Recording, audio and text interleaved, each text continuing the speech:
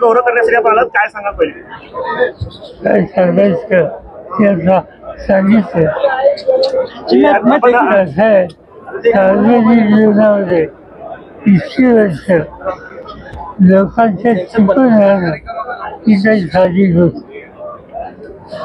त्या बाबतीत ते यशस्वी झाले आणि त्याचं कारण अगदी विचारधारा आणि सार्वजनिक जीवनाचं चारित्र्य याच्या बाबतीत जी खबरदारी घेतली पाहिजे ती त्यांनी आयुष्यावर घेतली. वडिलांची अन्याय होती, पण सोलापूरकरांच्यासाठी आपली जबाबदारी आहे ही भूमिका त्यांनी कधी सोडली नाही आणि त्याचाच परिणाम आज लोक एवढ्या अगत्यानं त्या ठिकाणी आहे. आपण आपल्या भाषणामध्ये सामाजिक ऐक्याच्या संदर्भानं काही बोलताना स्पर्श केला. राज्यात देशातली जी सध्याची स्थिती आहे त्याकडे आपण कशा पद्धतीनं बघताय? सामाजिक सुरक्षेसाठी सोलापूरचा आदर्श करावा असं आपण म्हणाला, काय नेमकं संदर्भात? गमत असते याचा उल्लेख मी सुरुवातीलाच केला की हे शहर सामाजिक प्रश्नावर नेहमी एका विचाराने जाणारं शहर आहे.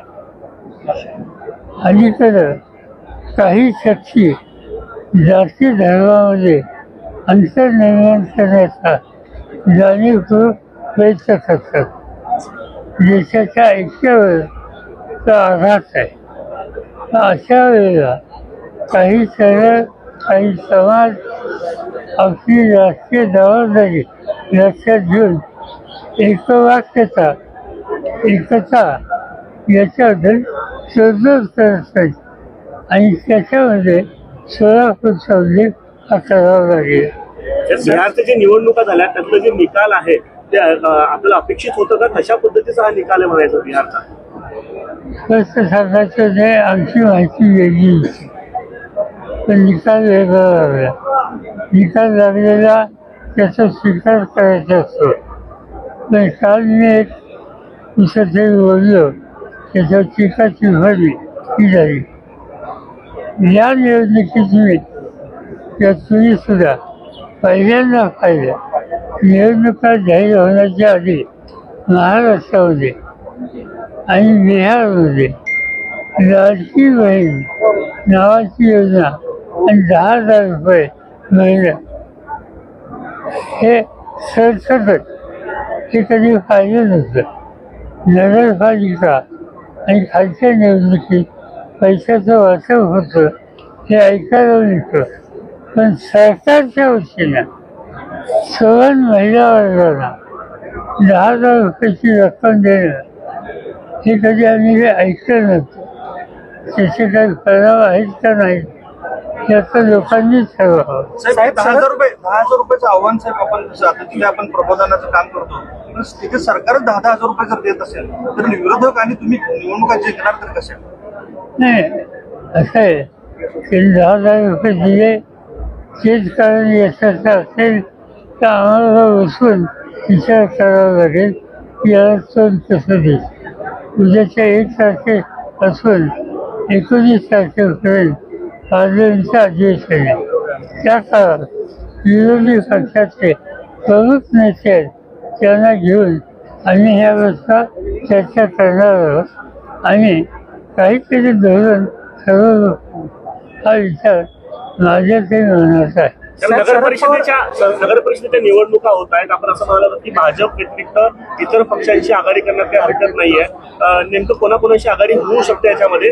दोन्ही राष्ट्रवादी एकत्रित या निवडणुका स्थानिक पातळीवर यापूर्वी कधी नगरपालिकेच्या निवडणूक याच्यात आम्ही लोक कधी पडलो नव्हतो आणि जास्तीत जास्त कॉर्पोरेशनच्या निवडणूक लक्ष देत खालच्या निवडणुकीत देत स्थानिक नेतृत्व एकत्र येतात ते ठरवतात आणि त्यामुळे साधारणतः जिथे एकत्र येता येईल.